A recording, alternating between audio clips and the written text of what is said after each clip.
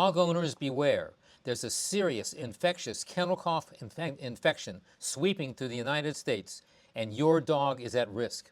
It's mysterious because it starts out like classic kennel cough. Dogs cough up a lung, really loud. Onset is instant, and they bring up this white foamy stuff. They're not that sick. For the classic kennel cough, your vet's going to start normal treatment, and your kid's not going to respond. Many dog owners are scared, and rightly so, but I'm here to help. Next Wednesday at 7 p.m., I'll be right here live on YouTube to discuss this terrible crisis with our pets, give you answers and up-to-date information. Make sure you don't miss this important information.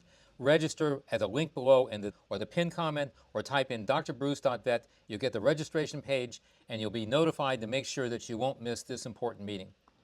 Your dog depends upon you to stay healthy, so register for the event, and I'll see you Wednesday Eastern.